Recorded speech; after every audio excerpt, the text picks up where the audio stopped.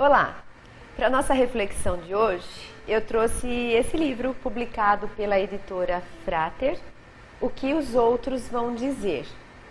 E é bem sobre esse tema mesmo, sabe? Quando a gente fica preocupado com a opinião dos outros, quando a gente deixa que a ideia do que os outros pensam a respeito de valores, de comportamentos, determinem a forma como a gente vai escolher ser.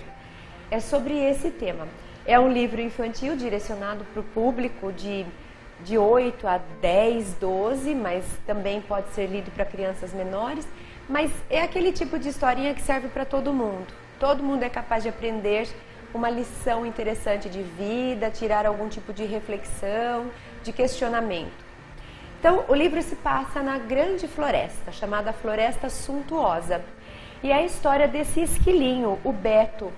O Beto era um esquilinho muito especial, amigo de todo mundo, de bem com a vida, sempre alegre e com muitas qualidades. E na Floresta Suntuosa, naquele ano, haveria a competição chamada de Olimpíadas Divertidas.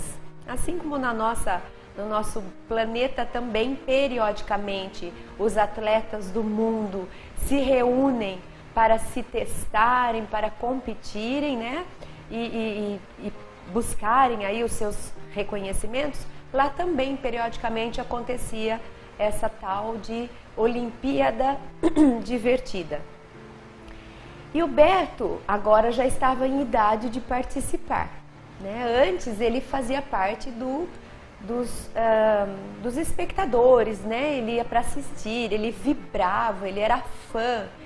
E ele percebia que algumas categorias das disputas, elas davam mais ibope do que outras. Então, por exemplo, a natação, ninguém ia assistir. Então, os atletas que iam para nadar não recebiam muitos aplausos. Quem participava para assistir eram os próprios familiares. Não tinha muito interesse público. Mas a corrida, por outro lado, ela atraía a grande massa dos animaizinhos lá da floresta. Todo mundo ia assistir a corrida. E inclusive existia essa personagem enigmática, como se fosse o nosso Pelé. Existia lá um tal de Fuego. Esse Fuego era um esquilo que já tinha se aposentado das competições, mas que ele tinha marcado a história da Floresta Suntuosa como o maior corredor de todos os tempos. Ele era mesmo muito veloz e ele atraía multidões para assistir às competições de corrida. Existia também uma competição que os esquilos costumavam se dar melhor, que era a competição de escalada das árvores. Então, normalmente, os esquilinhos é que conseguiam as medalhas de ouro. Bom, então estamos lá na Floresta Suntuosa, as Olimpíadas Divertidas estão prestes a começar e o Beto já poderia participar.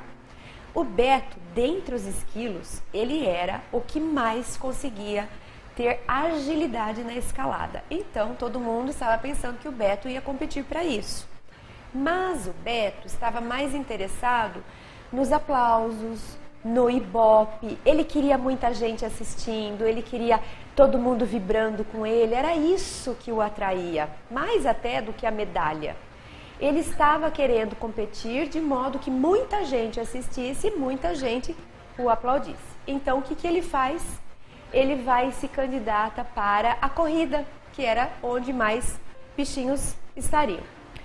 Todo mundo dá sua ideia para ele, mas Beto, veja bem, você não é o melhor corredor, mas Beto insiste.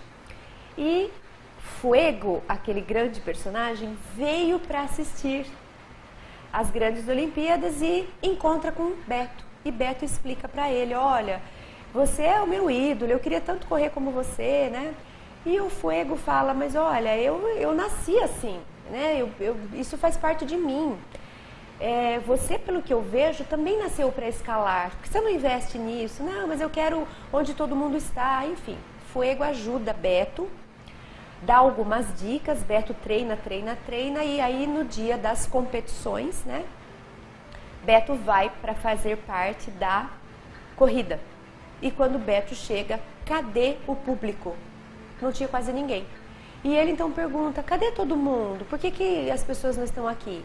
Ah, Beto, sabe o que é? Esse ano, na natação, houve a presença de um grupo que eles são assim, eles fazem um show antes de entrar no lago para fazer parte da competição, eles colocam música e o povo amou. Então a competição de natação que nunca dava ibope, esse ano ela está fervendo.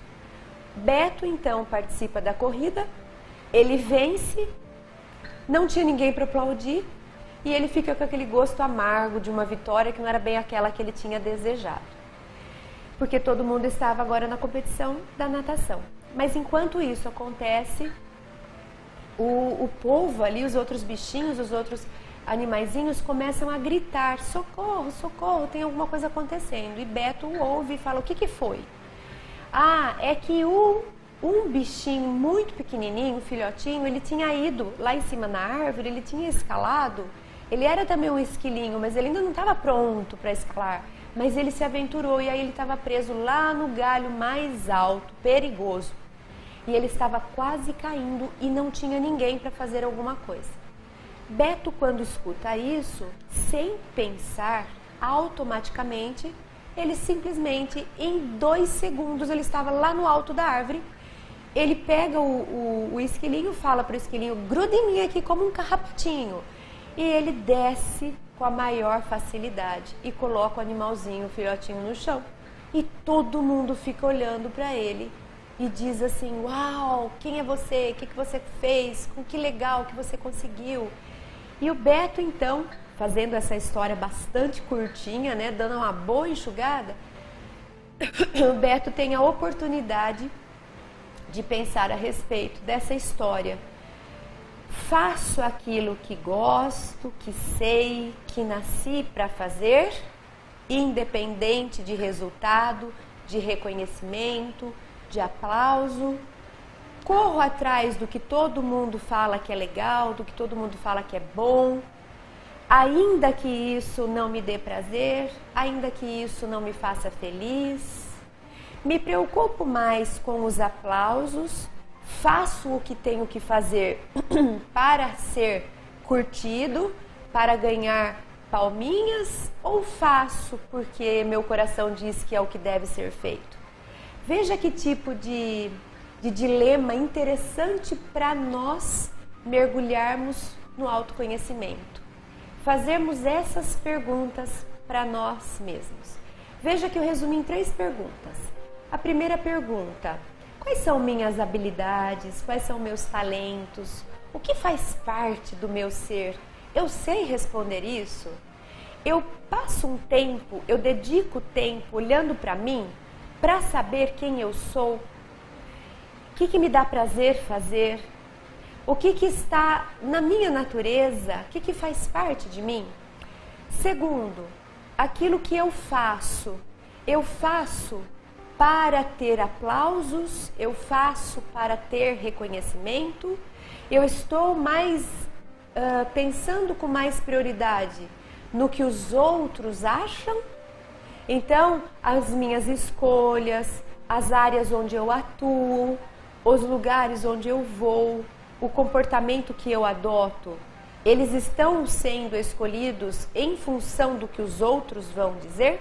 Do que dá ibope, do que ganha curtida, do que ganha aplauso, do que as pessoas acham legais? E terceiro, quando eu me movo em direção a algo, como o esquilinho, que não pensou e correu para salvar alguém, será que eu costumo fazer isso? Eu costumo ter atitudes que não envolvem meu interesse pessoal, que eu não penso o que eu vou ganhar com isso, eu simplesmente faço porque é o certo a fazer? Essa atitude nobre, essa atitude generosa, ela existe na minha vida? Será que eu costumo fazer coisas que não me beneficiam? Eu nem sei se vão me beneficiar, mas eu me permito fazer porque meu coração diz que é importante que se faça? São questões que nós podemos nos aprofundar para fazer com que nós conheçamos mais a nós mesmos e que nós possamos nos respeitar mais. Ou seja, eu tiro aquele holofote que é a minha atenção, a minha busca que antes estava direcionada para fora. Quero saber o que os outros acham, quero fazer o que os outros gostam, e eu volto um pouquinho mais desse holofote, dessa atenção para mim. Eu olhando para mim, menos olhando para os outros, menos me importando com os outros, que também faz parte, precisa ser feito, mas também dedicando um pouco de atenção a mim. Quem sou eu? O que eu nasci para fazer? O que meu coração me diz? Quais são meus valores? Eu tenho vivido para mim também? Ou eu tenho vivido mais para os outros? Vamos ficar com essa reflexão enquanto a gente espera esses nossos comerciais. Daqui a pouco a gente volta.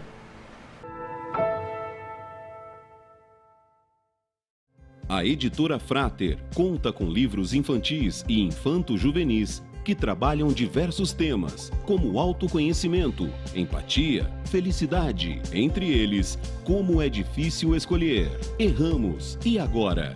As boas ideias dos meus amigos e muito mais. Títulos de autoria de Cristiane Lenz Ribeira. Eles estão disponíveis para compra no site www.editorafrater.com.br. A renda obtida com a venda desses livros é revertida para a instituição Remanso Fraterno, apoiada por Raul Teixeira. É uma organização sem fins lucrativos, sediada no município de Niterói, atendendo a mais de 250 crianças e seus familiares, além de 85 adolescentes e jovens em situação de vulnerabilidade social.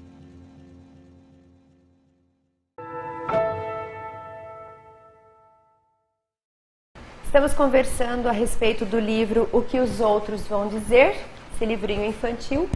E o nosso personagem que nos convida à reflexão é o Beto, esse esquilinho que era muito especial, tinha muitos talentos, era habilidoso em muitas coisas, mas ao invés de olhar para si, de valorizar os próprios talentos, de gostar das próprias habilidades e buscar o seu desenvolvimento a partir de quem ele era, ele escolheu um caminho diferente. Ele passou a olhar para os outros, a tentar fazer o que os outros gostavam, a se importar com o que os outros aplaudiam e valorizavam.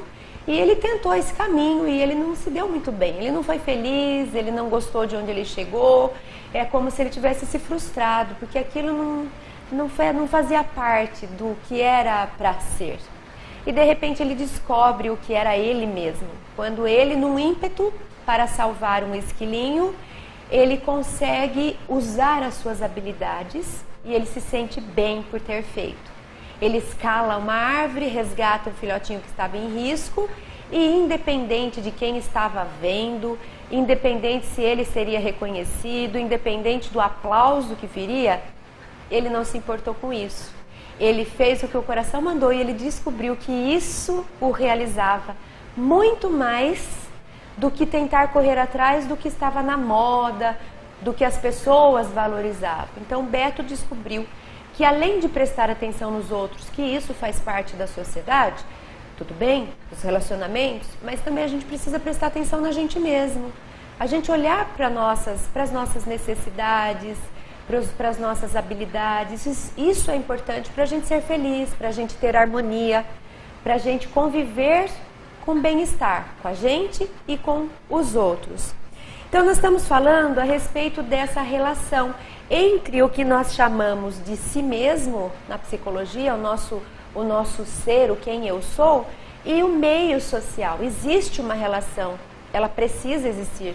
O ser humano é um ser gregário, faz parte. A gente olha para a gente, mas é importante a gente olhar para o grupo também. É importante considerar o coletivo tanto quanto é importante observar o indivíduo. A receita da harmonia social é isso. É o ser humano ser tão importante, validado e valorizado quanto o ser coletivo. Quando eu olho só para o coletivo, eu massifico, eu padronizo. Eu não permito a individualidade, as características pessoais de serem desenvolvidas. Então, quando eu olho só para o coletivo, e esse é o problema das correntes socialistas, quando nós passamos uma borracha nas características de indivíduo, porque não interessa, estamos aqui olhando só a massa coletiva. Então isso não é saudável, por mais que a gente entenda que o coletivo é importante. Como não é saudável também essa exacerbação do si mesmo, do indivíduo. Não importam os outros, você que conta. Então nós nos tornamos egocentrados, egocêntricos ou até egoístas. Nesse sentido de que eu não estou nem aí com o meu coletivo, o que me importa sou eu mesma. Eu faço o que eu quero, do jeito que eu quero, na hora que eu quero, enfim. São as minhas necessidades, então o eu, meu prepondera. O que acontece também, não existe harmonia, porque é impossível conviver entre diferentes se cada um quiser só pensar em si mesmo. Então a nossa reflexão de hoje é essa tentativa de tomarmos mais consciência a respeito de que os dois lados são essenciais para a vida boa, para o bem-estar, para a harmonia em sociedade. Eu preciso cuidar de cada indivíduo, como eu também preciso cuidar do coletivo. Eu preciso ter uma atenção particular para cada pessoa, na medida do possível. Eu preciso, no mínimo, ter intenção de fazer, ainda que eu não consiga fazer como as pessoas merecem, mas em pensamento, em sentimento, eu preciso ter essa disposição. Eu preciso validar as pessoas como elas são e não querer transformá-las em robôs, todo mundo igual, todo mundo pensa a mesma coisa, a gente só acredita numa coisa, a gente só aprende uma coisa, a gente só vai para um caminho. Isso é massificar, isso é não respeitar a individualidade e a diversidade. Então, olho para mim, valido a mim mesmo, olho para o coletivo, respeito o coletivo. O que eu, em termos de indivíduo, posso oferecer em benefício do todo, que é a parte social, a parte coletiva. Esse é o segredo para a gente conviver bem. Cada um validando esse si mesmo, eu sou importante, o outro é importante, todo mundo é importante, o que cada um tem de habilidade, de talento pessoal e como é que a gente pode organizar esses talentos individuais em benefício de um ser coletivo que nós formamos, esse organismo social. Esse era o plano da natureza, o plano de harmonia para convivermos bem. No entanto, como é que nós lidamos com isso? Ora, eu foco só em mim e não me importo com o coletivo e muitas vezes uso o coletivo no meu benefício. Eu tiro proveito dos outros, eu corrompo uma sociedade, eu uso de pensamentos maquiavélicos para manipular, para me empoderar do que os outros têm para mim mesmo, me apossar, melhor dizendo. E ora, eu me excluo, eu perco a minha individualidade, eu não sei o que eu penso, eu só penso o que os outros me mandam, eu só sigo o que os outros falam, porque eu quero pertencer, e eu me anulo, como o Beto fez no começo da história. Ele não olhou para ele olhou o que a sociedade falou que era legal de fazer, ele foi lá fazer, ele não se considerou. Então, quanto mais eu conseguir esse equilíbrio e colocar na balança o eu e o nós, ou o todo, né? Todos, não só nós, mas o todos. Então, ser pessoal e ser coletivo, mais eu consigo gerar uma sociedade harmônica com indivíduos harmônicos. Uma sociedade de bem-estar com indivíduos com bem-estar. Nem tanto uma coisa, nem tanto outra. Como que eu convivo em sociedade? Sim, eu preciso ter essa máscara, essa persona, né? Não quero dizer que eu preciso fazer só o que eu quero, do jeito que eu quero, na hora que eu quero. Não é isso. Isso seria egoísmo, né? Então, sim, eu vou para a sociedade, mas eu sei que tem algumas coisas que não cabem no ambiente social. Então, nós desenvolvemos persona, que são essas máscaras psicológicas, né, que a gente chama na psicologia, que são adaptações. Então, por exemplo, eu gosto de resolver os meus problemas com violência. É uma característica minha. Tá bom, mas isso não combina com uma sociedade pacífica. Então, o que você vai fazer? Você vai lidar com essa tendência inata, isso não é nem bom para você. Então, que tal se você olhar para você, cuidar de você, usar essa energia não para violência, mas para empreender, para conquistar, para construir, para desenvolver, né, em sociedade. Então, eu visto uma uma roupa para que eu me encaixe na sociedade. Isso faz parte. Não estou dizendo que todo mundo tem que ir para a sociedade de uma forma nua e crua. Cada um vai ser quem é, porque isso também não vai dar liga. Eu preciso de um óleo que me lubrifique no contato com o outro. Não dá para eu me escancarar e todo mundo se escancarar, que vai dar briga. Então eu preciso sim de algo que faça esse contorno para que a gente possa conviver, né? E isso é a persona. Eu vou para a sociedade e eu vou carregando instrumentos para eu poder conviver. Então eu me mostro mais pacífico do que de verdade eu sou. Eu me mostro mais flexível do que de fato eu sou. Não tem problema nenhum com isso, contanto que seja consciente. Estou fazendo isso em benefício da convivência. O problema é quando a gente usa as máscaras para manipular, para enganar. Eu vou fingir que eu sou flexível para que ele acredite, ele caia na minha rede e eu manipule do jeito que eu quiser. Isso não é persona adaptada ao ambiente social no sentido de fazermos uma boa convivência. Isso não, isso é uma estratégia maquiavélica, cruel de manipulação. Eu finjo que eu sou quem eu não sou. A persona não é um fingimento, é conscientemente eu adotando posturas que compõem a vida social. Não dá para eu sair falando o que eu quiser na hora que eu quiser. Eu preciso entender que eu tenho que me segurar para poder conviver em sociedade. O meu objetivo é o bem comum. Não é o egoísmo de fingir que eu sou o que eu não sou para tirar proveito dos outros. Veja como é complicada a vida na sociedade. Quanto de fatores que existem, né, influenciando isso. Então não é simples. Como que a gente sai vivendo e a gente não pensa sobre essas coisas? Como que a gente sai de casa se a gente não para e tenta entender quem eu sou, o que eu acredito, de onde eu venho, para onde eu quero ir? Quem são essas pessoas com quem eu convivo? O que essa sociedade traz? Como é que eu não vigio as influências? Será que tem pessoas querendo manipular? Será que tem pessoas querendo fingir para tirar proveito? Como que eu não tenho consciência de vida e eu vou levando a vida e eu vou tocando a vida? Isso é risco. É risco para a gente e é risco para a sociedade. Então vale a pena sim uma reflexão profunda a respeito do si mesmo e da vida social.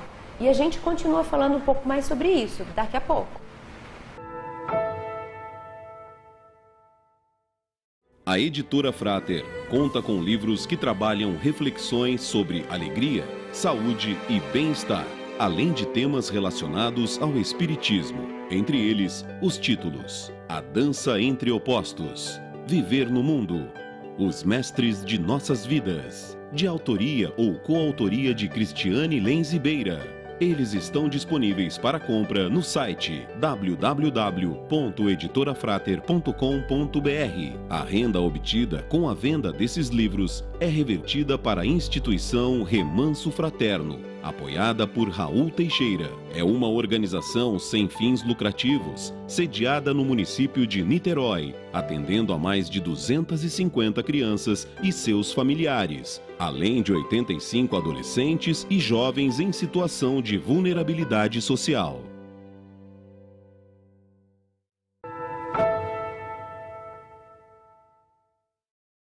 Bom, e conversando então a respeito das nossas habilidades e talentos naturais, chamando a atenção para quanto é importante a gente olhar para isso. Você sabe falar quais são seus talentos naturais? Você sabe se descrever em termos de natureza, não quem você se tornou porque o pai quis, porque dava ibope, não. Lá no fundo, na minha natureza, na minha essência, você sabe dizer quem eu sou, quais talentos eu trago, quais são as minhas características que definem a minha individualidade. É importante essa busca, mas é importante também uma busca olhando para fora, olhando para a sociedade. Eu estou consciente de que sociedade é esta na qual eu vivo, eu convivo, com quem eu convivo?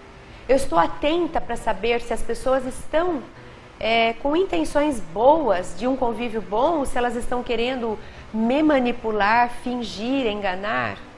Eu estou atenta para saber que tipo de papel social eu sou capaz de fazer para o bem coletivo, não para tirar interesse pessoal? Eu paro para pensar, será que eu tenho usado a sociedade de uma forma egoísta, sem pensar no bem coletivo, mas apenas convivendo em sociedade para aquilo que me convém, para que somente eu saia ganhando? Eu tenho consciência de que faço isso, ou eu não faço? Eu paro para pensar a respeito disso? Então, é muito importante pensarmos em autoconhecimento para podermos nos desenvolver na nossa individualidade, mas também influenciarmos positivamente o ambiente em que a gente convive. Tem uma história de um livrinho que se chama O Cavaleiro Preso na Armadura. É um livrinho muito pequenininho que a gente lê numa sentada, como a gente costuma dizer. Em 1 hora ou 2 horas a gente lê o livro. E é uma fábula, um conto. Talvez eu já tenha falado em programas anteriores. Mas conta a história desse cavaleiro. Ele era o rei do reino, né? Mas ele era esse rei consciente, né? Ele não era só de vitrine, ele não estava ali só para aparecer. Ele de fato reinava, se importava, se dedicava às pessoas e todos os arredores. E ele então começa nessa jornada heróica de salvar donzelas em perigo, pobres e oprimidos. Então ele se veste de cavaleiro, veste sua armadura e todos os dias ele parte em busca de quem precisava de resgate, de ajuda, de salvamento. Todo dia ele vai e volta, e vai e volta. Aí ele começa a perceber que dava muito trabalho pôr e tirar a armadura, pôr e tirar a armadura. Então ele fala, quer saber, eu vou começar a ficar com essa armadura porque me economiza tempo e esforço e energia.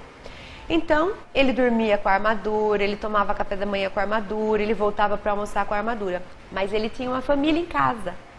Ele tinha pessoas na sua intimidade. Então a esposa começa a falar para ele, marido, eu nunca mais te vejo. Eu não sei mais quem você é. Você não convive mais pessoalmente com a gente. Você só convive em termos de guerreiro. O papel de guerreiro grudou em você. Cadê o papel de pai? Cadê o papel de marido? Cadê o papel de pessoa? E o filho também fala, pai, eu não tenho mais pai. Você não está mais presente na minha vida como pai. Eu só vejo esse guerreiro indo e voltando. Então, se você quiser continuar sendo apenas guerreiro, ou seja, você pôs uma persona, você vestiu uma máscara socialmente necessária, você encarnou um papel que fez bem para a sociedade, você está salvando pessoas, você está ganhando aplausos, as pessoas estão te idolatrando, igual o Beto da nossa historinha, todo mundo está gostando, você está ficando famoso, isso vai te incentivando, cada vez você quer mais, só que você acaba se identificando com esse papel e ele passa a ser o único papel. Na psicologia a gente fala, a gente se identificou com a máscara, com a persona, ela colou. Agora eu já não sei mais quem eu sou e quem eu decidi ser na sociedade. Quem é a persona em mim e quem sou eu misturou. Então a família fala para ele, né? Se você decidir realmente ser apenas o guerreiro e abrir mão de quem você é de verdade, a gente não quer mais você aqui. Então ou você vai embora da nossa casa ou nós é que vamos e a gente não quer mais conviver com você porque nós não concordamos com isso. Ele então assusta, ele percebe o que ele estava perdendo, ele toma consciência de que de fato não era isso que ele queria, não era bem assim que ele tinha planejado, ele se encantou com as conveniências, né, de ser um herói e ele estava perdendo uma parte dele mesmo. Ele fala assim, não, obrigada por me avisar, fica tranquilo porque eu vou me separar dessa persona, eu vou tirar a minha máscara, quer ver? E aí ele tenta tirar o elmo. E na hora que ele tenta tirar o elmo não sai, grudou de tanto tempo que ficou. E ele tenta tirar uma parte do seu dorso, o escudo, ele tenta tirar, ele não consegue se desvencilhar. E ele fica desesperado. É como se simbolicamente a gente percebesse que já não sabe mais quem é. Eu já não sei mais quem eu sou. Se eu tirar aquilo que um dia eu vesti, se eu parar de ser aquele que eu quis ser para ter boa convivência, para ser agradável, eu não sei mais quem eu sou, se eu tirar, não sei o que tem atrás. Ele se identificou com a persona e ele se perdeu dele mesmo. Então ele pede um tempo e ele parte numa jornada em resgate de si mesmo. E aí ele vai conhecer o Merlin vai indicar para ele alguns castelos, que ele precisa desvendar alguns mistérios, enfim. Ele faz uma jornada de volta para si mesmo. E enquanto ele vai fazendo essa jornada, ele vai resgatando lembranças, ele vai identificando quem ele é, e as partes da armadura vão caindo e ele vai se descobrindo para poder voltar para casa, sabendo agora que ele é sim um guerreiro, mas ele não é só um guerreiro. Ele descobre de novo esse si mesmo, ele resgata então a pessoa que ele era antes de se identificar com essa função social. Então, olha que interessante, quantas vezes nós fazemos isso também? O Beto da nossa história, o esquilinho, ele quase fez isso. Ele quase esqueceu quem ele era na essência para se tornar quem ele queria ser. Ele queria ser o Fuego, porque o Fuego tinha 1000 curtidores, ou 1 milhão de curtidores, ou seja lá o que for, o aplauso. Então ele queria ser quem ele não era. E aí ele meio que se abandona para tentar viver uma vida que não era dele, para tentar pertencer a um lugar que não era da essência dele. Aí, graças ao acontecimento de que alguém estava em perigo, o Beto tem a chance de acordar e perceber quem ele era de fato. E ele era aquele esquilinho que escalava árvores. Ele era o esquilinho que se importava com quem estava em risco. Ele era o esquilinho que não estava prestando atenção no que os outros vão dizer. Então, por que ele estava tão incomodado com o que os outros vão dizer? Então essas fábulas, elas nos chamam a atenção a respeito do nosso jeito. Existe uma frase de Nietzsche, quando ele faz essas provocações, muitas vezes pessimistas e provocativas, às vezes até demais, mas tem uma frase dele que ele fala assim: torna-te quem tu és. Olha isso.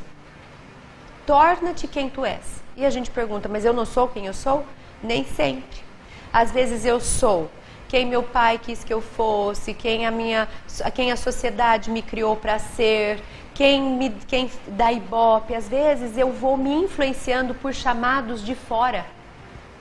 A gente vai assumindo na nossa vida escolhas olhando mais para o que os outros vão dizer do que para a nossa própria essência. E a gente se desidentifica com a gente mesmo. Então, fica aqui hoje esse convite para que a gente pondere mais. Os dois âmbitos são importantíssimos. As duas essências, as duas instâncias são essenciais. Eu, outros. Si mesmo, ser coletivo. Indivíduo, sociedade. Nenhum prepondera. Os dois precisam de atenção. Então, a mesma atenção que eu dou, olhando para fora, o que está na moda, quem é aquela fulana, o que está acontecendo, quem está ganhando aplauso, a mesma atenção que eu dou tentando pertencer, eu devo dar para mim, respeitando quem eu já sou. Torna-te quem tu és. Quem você é? Você tem gasto muita energia tentando ser quem os outros dizem que é legal ser? Ou você respeita você mesmo? Você segue sua natureza, ainda que isso não ganhe muitas curtidas. Você é fiel aos seus princípios, à sua essência, à sua natureza? Você respeita o si mesmo? Ou você tem se abandonado para preencher a sociedade? Para ganhar aplausos, para ficar bem na fita? E outra pergunta, você tem, agora o inverso, usado a sociedade em benefício de si mesmo? Você está egocentrado? Você só pensa em você, nos seus interesses, na sua família, no que você ganha? Você tem ido na sociedade para usurpar os direitos da sociedade, para corromper, para roubar, para se apropriar do que não é seu? Você tem usado mal a sociedade em benefício do só você? Os dois desequilíbrios geram mal-estar, prejuízo. Nem só eu, nem só os outros. Eu nem vou me pôr a serviço da sociedade me abandonando, como eu também não vou pôr a sociedade em benefício de mim mesmo, desconsiderando o ser coletivo. Fica então esse convite para o equilíbrio, olho para mim e olho para o outro, olho para mim, valorizo a mim mesmo, valorizo o outro, para que a gente possa construir uma sociedade mais harmônica, mais fraterna e mais feliz.